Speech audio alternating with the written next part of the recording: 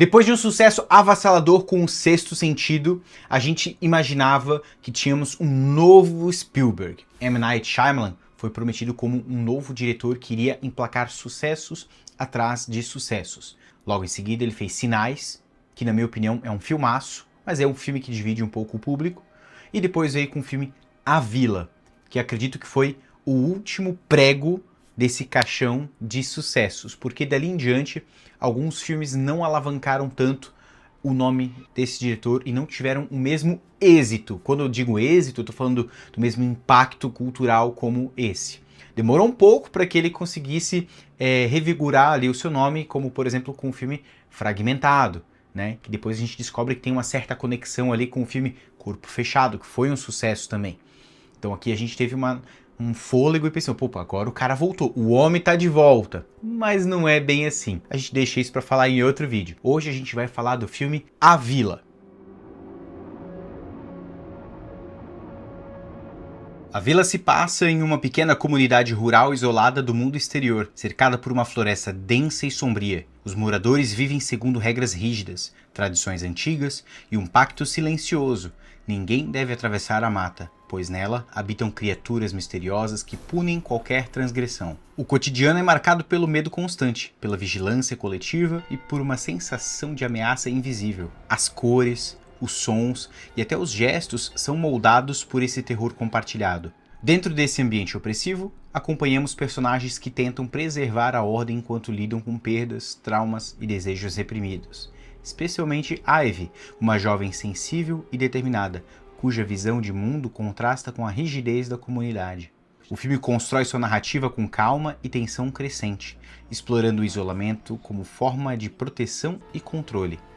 Mais do que um suspense sobre monstros, A Vila se revela um drama psicológico sobre medo, fé, autoridade e as histórias que contamos para sobreviver. Eu lembro da minha experiência quando assisti esse filme pela primeira vez, foi bem perto do lançamento, na época eu aluguei ele numa locadora, eu não tive a oportunidade de ver ele no cinema, mas eu lembro de que eu fiquei super intrigado com a história em si. Ele tem uma certa reviravolta ali que eu não vou entrar aqui nos méritos agora, mas só na parte com spoilers, mas que me pegou, funcionou muito bem, eu não esperava pelo contexto geral ali do filme. Eu acho que é um filme que mostra a capacidade gigantesca que o M. Night Shyamalan tem para criar histórias. Você pode concordar comigo ou não de que tem histórias que funcionam super bem e outras nem tanto. Mas que ele é bem criativo e inventivo, ele é, isso é um fato.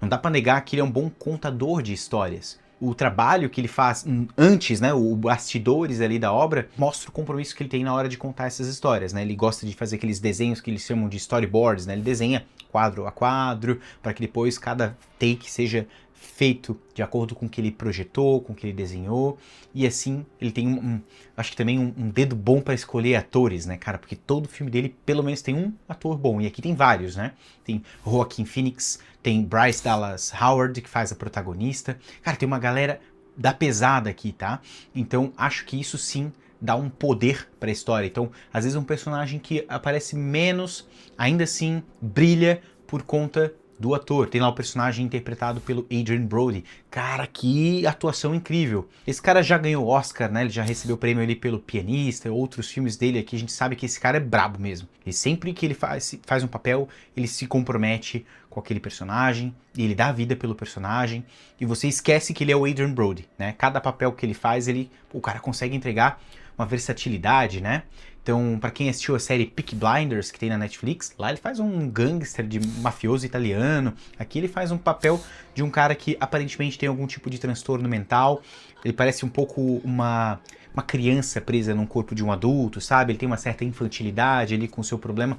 Não é, em nenhum momento do filme desbrava o tipo de problema mental que ele tem, mas você vê que ele é meio infantiloide, assim. E é massa de ver como ele interpreta isso com uma naturalidade, com uma verdade que ele passa na atuação. Mas assim, quem brilha aqui de fato é a Bryce Dallas Howard, tá? Ela interpreta uma moça, a Ivy, que ela tem uma certa, um grau de cegueira, que ela não é 100% cega, né? Ela vê algumas sombras, vultos, ela diz, inclusive, que ela enxerga cores de algumas pessoas, então ela não é 100% cega. E é interessante que no filme nos revela que ela ficou cega em algum momento, ela não nasceu assim. Então é legal que tu compra a ideia de que ela realmente tem algum problema de visão, porque nem sempre ela tá com os olhos focados no outro ator com quem ela tá dialogando, é bem legal. E assim, com relação à história, gente, é exatamente o que eu contei, né? Uma certa comunidade ali que cria uma espécie de isolamento social, onde eles não podem atravessar a mata que os cerca, por questão de estarem sendo cercados por criaturas ou entidades misteriosas que aparecem de vez em quando no filme ali com capas vermelhas, bem o visual, o figurino que é bem macabro, bem assustador mesmo. Então eles têm distribuídas em vários pontos da vila torres de vigia, né, que sempre que a criatura ultrapassa essa orla da floresta e invade, digamos assim, o território da vila, toca-se um sino, a galera, todo mundo se esconde pro porão, tal. Então cria-se tensão. Você não sabe o que essas criaturas são, quais as ambições delas. A gente sabe que foi feito um pacto entre elas, né? Do tipo assim, ó, as criaturas não invadem o perímetro deles se eles não transgredirem ali os limites da mata, da floresta. Só que coisas começam a acontecer que os líderes ali da comunidade começam a se questionar, porque acontece de alguns animais aparecerem depenados, outros sem pelos, em carne viva, mortos, né? Espalhados ali, e eles ficam tipo, cara, o que está acontecendo aqui? Algo tá errado. Alguém tá violando o tratado entre as criaturas, tá indo pra mata? Aí fica esse mistério. E você também acompanha o personagem do Joaquin Phoenix, por exemplo, e aqui ele interpreta o Lucius. Ele tem um desejo muito grande de sair dali para ter contato com outras comunidades, com outras vilas, porque ele acha que muitos dos problemas que acontecem ali, como doenças, por exemplo, podem ser resolvidas talvez se eles buscarem auxílio, ajuda, remédios talvez em outras comunidades que possam estar ajudando eles, mas essas regras não podem ser violadas. A gente vai acompanhando isso no filme até o momento em que alguns segredos começam a desmoronar. E eu não posso falar sobre esses segredos sem falar de spoilers. Então, se você ainda não viu esse filme, eu te peço o seguinte: para agora o vídeo, assiste o filme, depois volta aqui e acompanha. Porque de agora em diante eu vou contar o filme inteiro, destrinchando aqui detalhes, curiosidades, elementos, simbolismos, explicando esse final desse filme. E a gente pode conversar aqui na área de comentários a opinião que vocês têm sobre a obra. Se gosta do filme, se não gosta, se entendeu da mesma forma que eu entendi, ou se de repente o que eu tô falando aqui não é novidade pra ninguém, né? Enfim, é que como eu vi esse filme há muitos anos, eu era bem novinho, eu não tinha entendido muito do que esse filme tem para propor. Me pegou, funcionou ali a reviravolta, mas muitas coisas ficaram soltas na época. E revendo esse filme hoje em dia, né, com a mente adulta, a gente começa a perceber outros detalhes, outras camadas que são bastante interessantes e mudaram a minha visão e a minha percepção sobre do que de fato se trata esse filme. Se você já viu e quer saber mais, te convido a ficar por aqui. Você é muito bem-vindo, com certeza. Lhe faço esse pedido. Faz a sua pipoquinha, pega o seu refrigerante, apaga a luz e vem comigo. De forma muito sutil e muito inteligente, o filme nos mostra em que período mais ou menos se passa a história.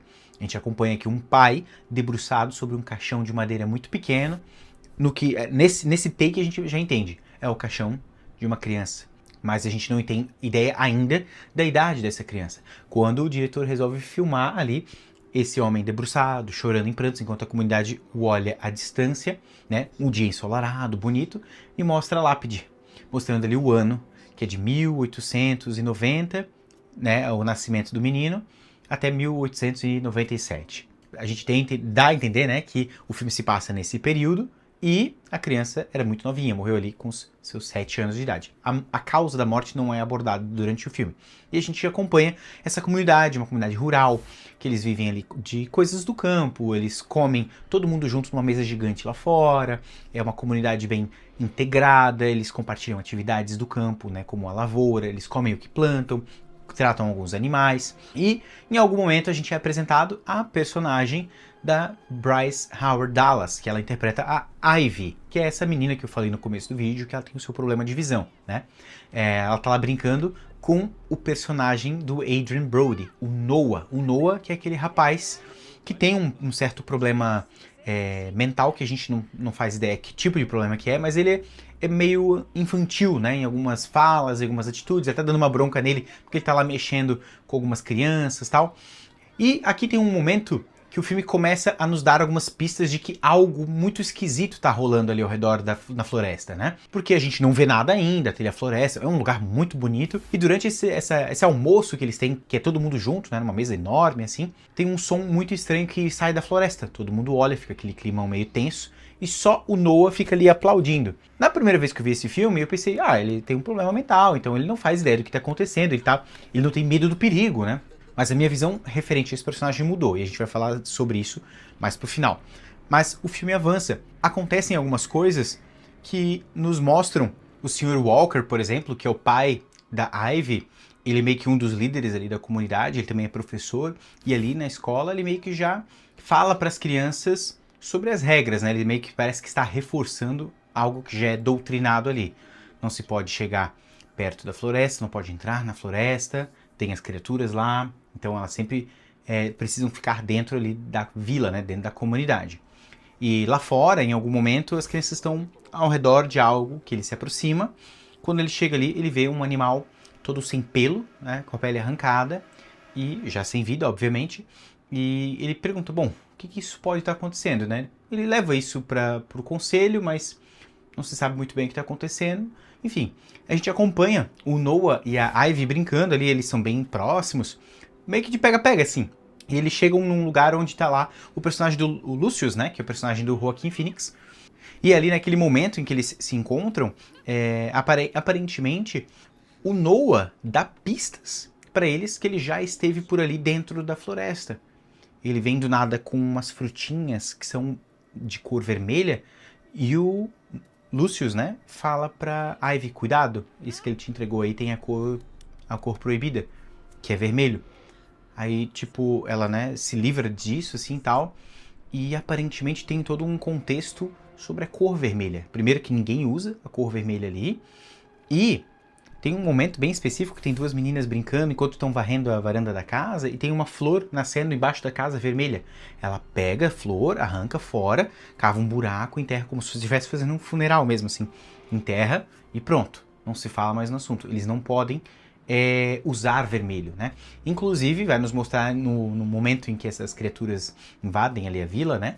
Que elas usam capuzes vermelhos, elas têm um focinho de porco, umas garras ossudas assim pra frente, cheio de espinho nas costas, um design de produção bizarro, assustador, macabro, né? E a cor vermelha, a princípio a gente acha que é proibida por conta das criaturas, né? Eles mencionam em algum momento do filme que a cor vermelha atrai as criaturas, por isso que é a cor proibida. Lucius, ele se junta ao conselho, ele pede autorização para falar com os líderes ali da vila, eles autorizam, né? Eles são todas pessoas, tipo assim, muito solícitas, eles, tipo assim, existe ali sim um grau de hierarquia, mas não existe uma hierarquia opressora, não tem ninguém mandando em ninguém de forma violenta, abrupta, eles dão espaço para a comunidade falar.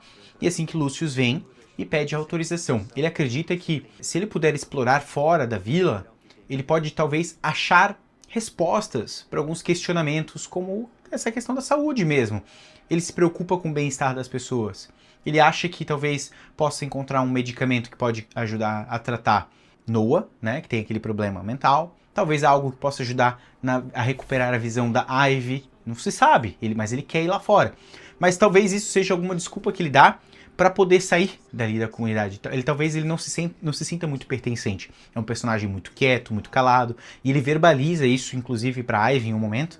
Ele fala, por que todo mundo exige de mim que eu fale? Por que todo mundo quer que eu interaja? Eu não quero, se eu quiser falar, eu vou falar. Por que as pessoas querem saber o que eu penso? Se eu quiser falar o que eu penso, eu vou falar. Sabe, ele é um pouco mais revoltado, né? Tem um momento que ele tá ali trabalhando, amolando uma ferramenta de agricultura, quando chega uma personagem que é a irmã da Ivy. E esse momento aqui é um momento muito bom. Eu não sei se era para ser um momento de comédia voluntária, assim, mas ele é muito engraçado. Que ele tá ali de boa, tal, do nada ela chega falando que ela ama muito ele, que gostaria de se casar com ele, e do nada ela vem vomitando um monte de informação assim pra ele, do nada, e não dá espaço nem pra ele respirar. Corta a cena, do nada, ela já tá chorando, do nada chorando aos prantos no colo da irmã, da Ivy, porque ele levou um fora, obviamente, né? Ele é um cara bem mais reservado, e a gente vai pegando algumas pistas de que ele tem um carinho especial pela Ivy, né? Que ele gosta dela. E é recíproco. Essa paixão entre esses dois, que começa a ser um pouquinho mais aflorada e aos poucos vai aparecendo, ela também é o gatilho para algo muito cabreiro que vai acontecer e vai mudar o rumo aqui da história. Já que a irmã da Ivy não conseguiu fazer o seu casamento acontecer com o Lucius, não demorou muito para arranjar um outro rapaz, pediu em casamento e deu certo, vai se casar. Tá rolando ali uma festança, o casamento tá rolando, uma cerimônia muito bonita, tudo mais, a galera dançando. De repente, duas crianças aparecem falando que as criaturas da floresta apareceram e fizeram um estrago ali com vários animais. Todo mundo sai assustado da festa e, de fato, vários animais estão com a pele arrancada, pelo tudo arrancado, assim, os bichinhos tudo destruídos, né? Quando eles falam isso pro líder da comunidade, ele fica meio incrédulo, porque quando elas falam assim, a criatura veio até nós, de fato, e falou conosco, ele fala, você tem certeza disso? Você tem certeza que foi essa criatura, né, de vermelho, assim? Sim, foi a criatura. Ele fica, ok, beleza, segura que isso aqui é importante. A gente avança, todo mundo vai para sua casa, né? Todo mundo meio que se abriga. Enfim, as criaturas, nem sinal delas ali, né? Tem um momento de conversa na varanda da casa da Ivy, onde o Lúcio está lá sentado, meio que protegendo ela, né? Ele fica ali, se preocupa, né? Que as criaturas possam estar por ali, quem sabe vão até ali. Ele fica ali meio que montando guarda na frente da casa dela. Ela acorda, vê ele ali, conversa com ele. E é ali que ele tem esse desabafo, que fala, meu Deus, todo mundo exige demais de mim, pergunta demais de mim, não me deixa em paz, né? E ela meio que fala que gosta dele, pede ele em casamento, ele aceita. Beleza. No dia seguinte, a notícia é dada, todo mundo fica sabendo. E quando o Lucius está em casa, fazendo alguns preparativos, não para a festa em si, mas ali arrumando as coisas dele, do nada ele recebe o Noah. O Noah aparece ali para falar com ele, meio conturbado, ele parece meio nervoso, meio tenso assim. Daí ele vira de costas, o Lucius, e fala, bom, eu sei que tu gosta dela e tal, mas existem amores de formas diferentes, né? Quando ele olha de volta pro Noah, eles ficam se olhando, o Noah tá com os olhos cheios de lágrimas, você vê muita dor, muita tristeza nos olhos dele, só que o Lucius fica em choque e quando ele olha para baixo, o Noah tinha empurrado dentro da barriga dele uma faca. E essa cena ela é tão crua porque não tem som, não tem uma brutalidade na cena assim, sabe? Ela é cruel e fria. Então o Lucius cai, o Noah chorando, não sabe o que fazer. Primeiro ele larga a faca, depois ele pega de novo, depois ele se ajoelha ao redor ao lado, né, do Lucius. E ele dá mais algumas facadas e a câmera se afasta pra gente não ver a violência acontecendo. Os pais do Noah dão falta dele. Quando eles vão pra casa e vê ele na sacada sujo de sangue, ele olha pra eles, seu cara de tristeza, de desespero, assim, ele tá muito confuso, né? Ele mostra as mãos ensanguentadas e fala, a cor proibida, ele fala assim. E corta a cena, o que acontece? A Ivy se coloca à disposição de ir atrás de outra comunidade, outra cidade que seja, para trazer ajuda pro Lucius, porque ele não morreu. Ele tá quase morrendo. O médico que tá cuidando dele fala assim, ó, olha, o corpo dele tem muita vontade de sobreviver, porque ele ainda não morreu, mas ele tá com uma infecção. E aqui a gente tem um diálogo entre o pai da Ivy e o médico falando assim, ó, tem como salvar ele? Aí ele fala assim, com os medicamentos que a gente tem aqui não, tal. Tem ou não tem como salvar esse cara? Ele pergunta. Fica uma conversa meio suspeita, assim, né? E aí que vem a reviravolta do filme. Aqui que a gente é pego de surpresa. O pai da Ivy, ele se aproxima dela e fala, preciso te contar uma coisa. E eles vão caminhando até um certo rancho. E naquele rancho, ele mostra que eles guardam o quê? As roupas e fantasias que os líderes da comunidade ali usam pra enganar a comunidade ali. É a roupa daquelas criaturas. Então não tem criatura nenhuma. Alguns membros da liderança da comunidade botam essas roupas, eles andam ali na comunidade para assustar mesmo as pessoas e para manter essa atmosfera de medo para que as pessoas de fato sigam as regras. Então ele fala, não, não tem criatura, então tu pode atravessar a floresta assim. Ele conversa com os líderes ali do grupo, aí gera um certo desconforto, porque aquele cara do começo do filme que perdeu o filho dele, que tinha os seus 7 anos de idade, a primeira coisa que tu pensa é, bom, esse cara vai se colocar contra, né? Porque Bom, vamos lá. Pensa comigo. Se ele sabia que tinha como sair da cidade e buscar ajuda, buscar medicamentos para o seu filho, que talvez tenha morrido, a gente não sabe do que ele morre, mas, sei lá, às vezes uma gripe, às vezes algo que podia ser resolvido com algum medicamento, a gente pensa que ele vai dizer, não, nada disso. Se o meu filho teve que morrer para a gente manter essa verdade aqui, né, essa verdade construída por nós, para as pessoas temerem a mata, temerem as criaturas, esse cara tem que morrer também. Aí ele argumenta dizendo, não, o teu filho morreu porque ele ficou doente, faz parte do processo da vida. E aqui não, o Lucius morreu por causa de um crime cometido por um filho de um dos líderes aqui do grupo. Aí já fica aquele negócio clima tenso, mas enfim, todo mundo concorda, só que ele não vai, a filha vai. E ela vai com mais 2 ajudantes. Os 2 ajudantes vão com ela. Eles abandonam, porque eles ficam com muito medo de encontrar as criaturas. Eles não sabem da verdade, né? Ela mantém isso em segredo e vai caminhando. E ela vai com uma receita dos certos remédios que ela precisaria adquirir na outra vila. Só que ela caminha e de repente ela se depara com uma daquelas criaturas. E aquela coisa começa a perseguir ela. E antes que aquela coisa pegue ela meio que arma uma armadilha ali e fica parada diante de um buraco que ela tinha caído antes sozinha, quase tinha ido de arrasta, né? E ela sai dali, a criatura cai. Quando a criatura cai, nos é revelado que a criatura era o Noah, o personagem interpretado pelo Adrien Brody, né? E dá uma dó dele, cara, porque apesar dele ter matado não, né? Mas tentado matar o Lucius por conta de ciúme, por conta de inveja, ele tinha problemas, cara. Ele tinha muitos problemas aqui, ó, na cabeça. Talvez pelo fato de não ter tratamento, não ter o devido cuidado, né, das pessoas ao redor. Eu sei, né, nessa época ali não tem, na época que eles vivem ali não tem esse tipo de tratamento com remédios ou com terapia, né? Sei lá, não tinha como. Mas dá uma dó, porque ele era uma pessoa com problemas, né? Não fez isso porque ele é mau, é uma pessoa que não tinha filtros. E ele era uma pessoa mais propensa a atos de violência por não ter filtros.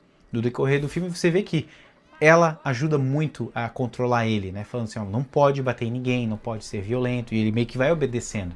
Mas aí quando, de repente, a moça que ele ama anuncia que vai se casar com um cara que é amigo dele e tal, ele não consegue lidar com esse sentimento, né? Ele acaba fazendo o que faz. E agora, ele tentando perseguir ela numa dessa, talvez, fantasiando tudo, acreditando que ele tá ali numa das brincadeiras que ele fazia com ela de vez em quando, de pega-pega, ele acaba caindo e perdendo a própria vida.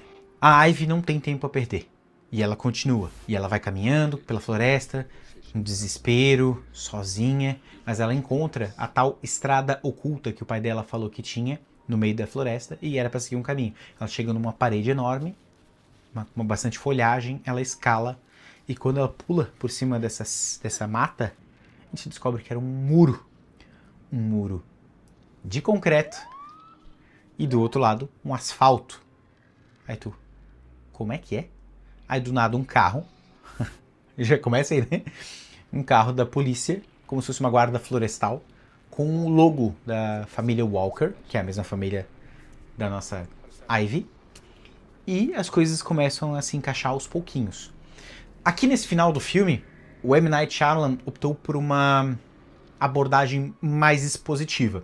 Diferente do que ele fez em Sexto Sentido, ou do que ele fez em Sinais, ou em Corpo Fechado, que é um pouco mais sugestivo, ou que ele expõe de fato, mas soltando migalhas e pistas, aqui ele meio que joga tudo de uma vez só. Eu acho que é isso que enfraquece um pouco a narrativa do filme, que perde um pouco o encanto, a magia e tal. Não deixa a história desinteressante, muito pelo contrário, ela ainda é muito interessante. Mas a forma como que ele expõe aqui, ela é um pouco expositiva sim, mas eu vou fazer da mesma forma, expor aqui para vocês.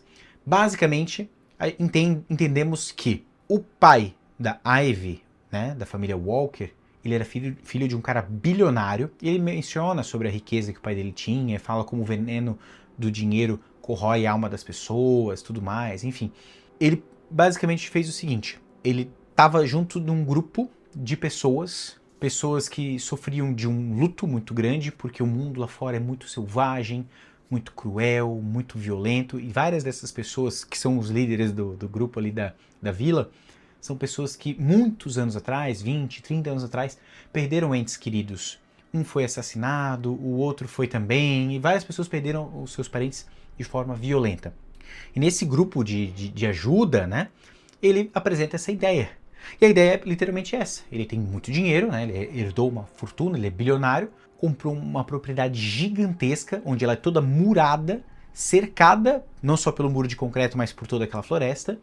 A vila fica bem lá no centro e ela tem vigilância constante para fora, para ninguém invadir aquele muro, ninguém entrar naquela floresta e ninguém chegar até a vila. Eles construíram suas vidas lá dentro, essa nova geração, a Ivy, por exemplo, nasceu ali, ela nunca conheceu o mundo externo, né? E também nos é falado de uma certa forma ali pelo personagem que é interpretado pelo M. Night Shyamalan ali da Guarda Florestal, né? Ele fala que alguns anos atrás alguém pagou uma companhia aérea para que elas não passassem aviões ali sobre aquela região. Eu sei que é uma exposição meio gratuita, mas é uma forma que o diretor achou interessante de responder perguntas que a gente poderia fazer. Por exemplo, cara, os caras moraram 20, 30 anos ali, nunca escutaram nenhum avião, né? Ele respondeu isso pra gente, mas enfim, tudo certo. Como eu falei, não estraga a experiência, mas eu acho que teriam formas mais interessantes de serem feitas. O cara, ele é inteligente. Ele é um baita roteirista, um baita diretor, ele é um cara muito bom. O filme ele tem mais ou menos 1h40, 1h50, e tem vários momentos do filme que eles se arrastam um pouquinho de forma lenta para construir a tensão e tudo mais, mas que eu acho que poderiam ser melhor aproveitados esses minutos. Quem sabe ganhar uns 20 minutos a mais do filme, não tem problema, mas para que essas pequenas pistas que ele nos apresenta de uma vez só fossem soltas aos poucos, para que a gente pudesse ter a oportunidade de desvendar o mistério sozinhos, ou não, ou quando chega no final a reviravolta vem assim, ó, pum, na nossa cabeça. Porque ele fez isso muito bem em O Sexto Sentido, sabe? Então, lógico, quando eu postei o vídeo aqui sobre O Sexto Sentido, muitas pessoas comentaram, pô, Bruno, quando eu vi o filme na primeira vez, eu já peguei algumas pistas logo no começo. Top, maravilha. Mas essa pessoa sabe que ela é uma exceção, né? Exceção, tipo, tá na minoria. A maioria esmagadora das pessoas só descobre a verdadeira questão do final, que eu não vou falar aqui agora, pra quem não viu o filme, mas só descobre isso no final do filme, bem no final. Mas o filme não vomita as informações. Na hora que a gente recebe aquela informação, todas as pistas que o filme nos deu vêm igual uma enxurrada de uma vez só, assim, mas porque tudo se conectou. E nesse filme aqui, não. Ele vai soltando algumas informações que te deixam com algumas certas dúvidas, mas no final ele vomita tudo de uma vez só. Na parte em que o pai expõe explicitamente toda a trama da comunidade, da vila, como ali no final o personagem interpretado pelo M. Night Shyamalan também solta outras pistas que nos deixam a entender que é isso que aconteceu. Porque a Ivy, a partir do momento que ela pula o muro, ela está nos dias de hoje, sabe? Tipo, o filme foi lançado em 2002, 2004 no máximo, acho que foi 2004. Então ela está ali no ano de 2004. Tem carro, tem computadores, tem energia elétrica. Ela não faz nem ideia do que é isso, porque ela está lá na vila a vida inteira, assim como quase todos os outros membros da comunidade. São 12 líderes que foram para lá com apenas uma criança de colo, que era o Lucius, que é o integrante, digamos assim, mais velho das pessoas que moram ali, mas todos os outros jovens, todas as outras crianças nasceram e foram criadas ali, eles não fazem ideia do mundo lá fora. Eles acham que a vila está cercada ali pelas criaturas, pela floresta, tal, e que tem outras vilas em outros lugares, tal, mas está tudo certo, mas que eles não podem atravessar. É isso que foi construído com eles. Com que propósito? De privar essas pessoas do mal externo, da violência, do sofrimento. Mas você sabe que isso não é uma verdade total, porque o personagem que perde o bebezinho lá, o filho dele de 7 anos, no começo do filme, ele verbaliza isso naquela reunião entre eles, falando assim, cara, a gente veio aqui com a esperança de viver melhor, de sermos felizes, de nos livrarmos disso. Mas eu perdi mais pessoas aqui do que lá fora. Aí tu fica, puta, cara, é verdade. Você percebe isso pelo fato de quando ele tá ali sobre o caixão do filho dele, ele tá sozinho, cadê a mulher? Ele tem uma aliança de casamento no dedo. Mas, em nenhum momento do filme apresenta essa esposa. Ou seja, ele perdeu a mulher também, sabe? E agora, a gente sabendo o ano que eles estão de fato, que não é 1800 e pouquinho, é 2000 e pouco, pô, cara, o filho dele poderia ser salvo com uma vacina às vezes, sabe? Com algum medicamento mais simples. Mas o fato deles terem esse medo de quebrar o ciclo ali, de quebrar o segredo, o sigilo, comprometer esse projeto deles, é o que arruinou a vida de outras pessoas. Tu tá colocando a vida de pessoas em risco para manter essa promessa. cara, isso tem um outro peso agora, sabe? Porque a gente não tá falando de um filme de monstros que saem da floresta pra pegar pessoas. A gente tá falando de pessoas que não conseguem sustentar e lidar com a dor da perda do que tem lá fora, do mundo lá fora, que faz parte da vida e infelizmente é o nosso mundo, e tentam se privar numa certa bolha, numa redoma, só que esquece que a maldade ela é empírica, ela é inerente ao ser humano, então ela sempre pode estar presente, aí, e as coisas aconteceram. Veja, o próprio personagem Noah acabou trazendo tragédia e morte para dentro da comunidade. É complicado julgar a atitude dessas pessoas, mas ao mesmo tempo a gente sabe que não é uma solução. O isolamento, ele também tem as suas consequências. Em A Vila, o monstro nunca é apenas físico, ele é simbólico. O medo funciona como ferramenta de controle social. As criaturas representam narrativas fabricadas para manter as pessoas obedientes, afastadas do mundo e protegidas de traumas que os líderes da comunidade não conseguiram elaborar. O isolamento ele não é apenas geográfico, ele é emocional. Cada fundador carrega uma dor profunda ligada à violência do mundo moderno, e a vila surge como uma tentativa desesperada de congelar o tempo, criar um refúgio moralmente puro. O problema é que essa proteção exige mentira, manipulação e sacrifício da liberdade individual. Ivy simboliza a fé genuína. Não é a fé cega imposta pelo medo, mas a confiança que nasce do amor e da coragem. Mesmo sem enxergar, ela é quem vê mais longe. Seu percurso desmonta a lógica da vila. Quando o medo deixa de funcionar, o sistema entra em colapso. O grande comentário do filme é incômodo e atual. Até que ponto vale a pena viver uma mentira confortável para fugir da verdade dolorosa? A vila não condena o desejo de proteção, mas questiona o preço pago quando o medo se torna a base de toda uma sociedade.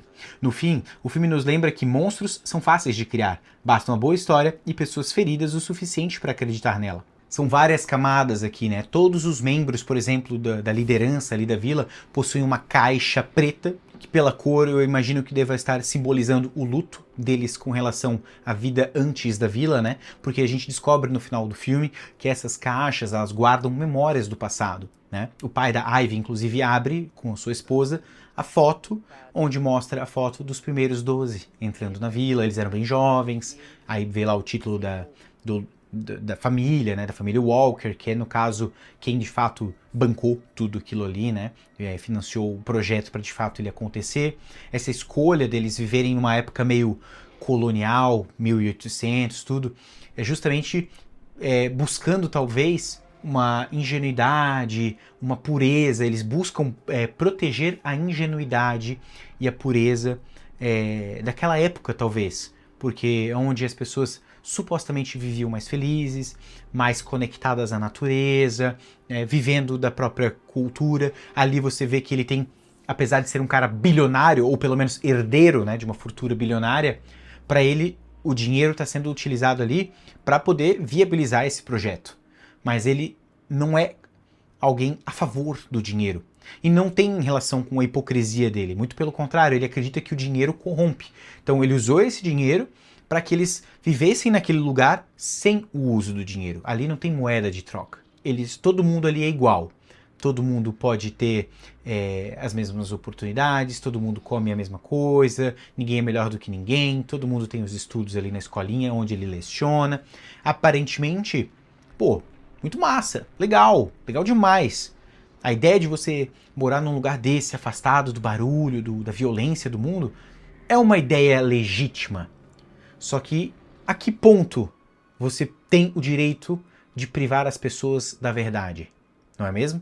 Porque você construir uma narrativa de que existem monstros ao redor da vila e que se você sair dali você vai ser morto ou punido, Cara, eu fico pensando naquele rapaz que estava lá cuidando da torre para tocar o sino, noite fria, gelado, o cara lá parado, gelado, com medo, desesperado, olhando lá fora. Meu Deus, tomara que não passe uma criatura aqui justo na minha noite de vigília. Se um cara desse descobre que tá ali à toa, porque não tem monstro nenhum, sabe? Cara, pra um cara desse se descontrolar e sentar o machado na galera ali é 2 toques. E ainda ele vai estar na razão. Não vai estar na razão porque violência não precisava e tal. Mas você entende o que eu quero dizer? A raiva é legítima. Só que, Com a Ivy indo, conseguindo trazer o remédio e cuidando do Lucius, o que acontece? Mostra que o fato dela ser cega e não ver de fato o mundo lá fora, porque ela não viu o que tinha lá fora, ela mantém o segredo. Ela sabe que existem outros lugares onde pessoas podem ajudar, sim, mas ela não faz ideia do ano em que estamos vivendo ali, né, de fato. E detalhe, a morte do Noah ainda legitimiza o que aconteceu com ele para tornar o que acontece com ele, só para vocês entenderem. Quando ela entra no cômodo onde está o Lucius sendo tratado pelo médico e está toda a liderança ali, ela traz o remédio, o pai dela fala o seguinte: se ele morreu lá no confronto, né, ele caiu naquele buraco, na armadilha e morreu, a gente vai culpar os monstros. Então isso vai fortalecer ainda mais aquela mentira, ou seja, a vila vai continuar. Porque ele fala se vocês estão de acordo em sustentar essa história, todo mundo se levanta. Mesmo os pais do Noah. Porque acabaram de saber que o moleque morreu lá na floresta e estava seguindo a Ivy. Mesmo assim, eles apoiam. Porque a ideia do conceito, do que eles construíram ali, para eles é mais forte do que todo o resto. Em A Vila nada é aleatório, absolutamente tudo comunica a ideia de controle e trauma, e as cores são o primeiro aviso. O vermelho simboliza o perigo, a violência e a verdade proibida. É a cor do sangue, da dor do mundo real e das experiências traumáticas que os anciãos tentam suprimir. Proibir o vermelho é simbolicamente tentar apagar o passado, negar a existência da violência e fingir que ela pode ser eliminada pelo isolamento. Sempre que o vermelho aparece, a mentira da vila começa a ruir. Já o amarelo ele funciona como o oposto. É a cor da segurança ilusória, da ordem e da falsa paz. Ele representa o pacto coletivo, a tentativa de manter tudo sob controle.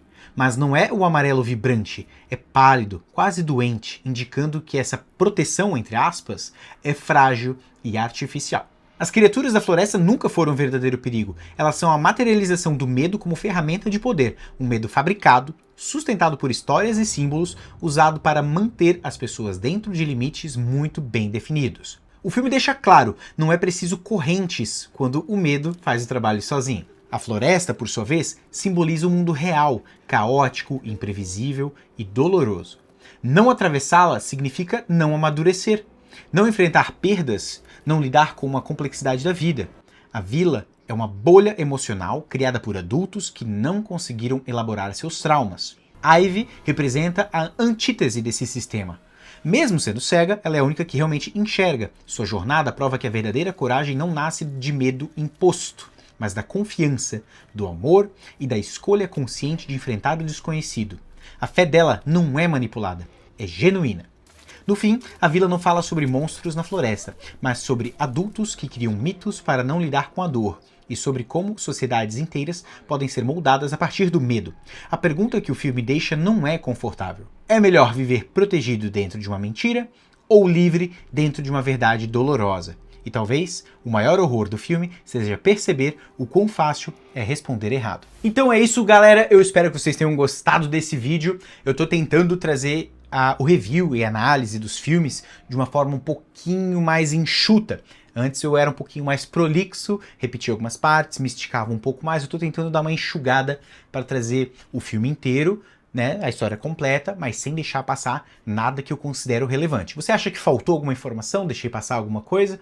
Deixa aqui nos comentários. Se gostou do vídeo, peço que deixe o seu like. Se caiu aqui de paraquedas, convido você a se inscrever no nosso canal, seja muito bem-vindo. Se quiser, compartilhe esse vídeo com aquele seu amigo ou sua amiga que já viu esse filme ou nunca viu e gostaria de saber mais desses detalhes. Eu fico por aqui, vejo vocês no próximo vídeo. Um beijão e até mais!